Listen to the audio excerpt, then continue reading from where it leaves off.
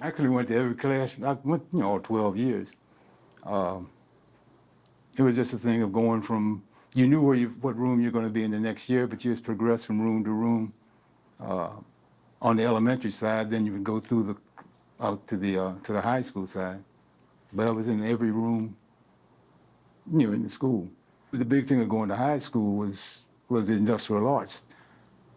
Very few of our parents had shops and woodworking equipment and all that type of stuff. That was your first experience with any type of mechanicals. Dr. Brooks taught the industrial arts, but in that one little area, it was woodworking. There was brick masonry. There was actually arc welding over in the corner. The room wasn't too much bigger than this room, right? All that was going on in the same time. Now, current day, they wouldn't allow all that all that in one place, because you look over in the corner, there was somebody with a mask on with an arc welder, and other people, working the machines. The one thing I really missed was I never got, yeah, the brick masonry class. I always wanted to take it, but it interfered with one of the subjects that I was required. And the same thing on the arc welding, but it was just, that was, in eighth grade, that was your homeroom, in the industrial arts room.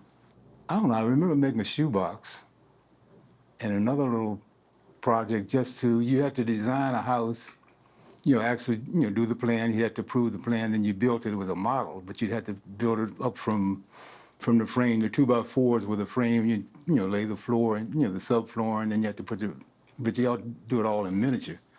Put the flooring in, then put up the sides and tie them in for the rooms and mark off all the different, doorways and everything and put it together. And it actually, I think where it ended up was at the Fremont Street, was the Negro Day nursery at the time. They used it as a playhouse. I had it at home for a long time. Then my mother was a nursery school teacher, so they took it out there, and it stayed out there for years. I don't know what happened to it after that, but it was like a little miniature house. It was half where you could see the rooms, and the other part we actually had the roof. You had to actually put the roofing on and cut the little tiles out and put the tiles on the roof.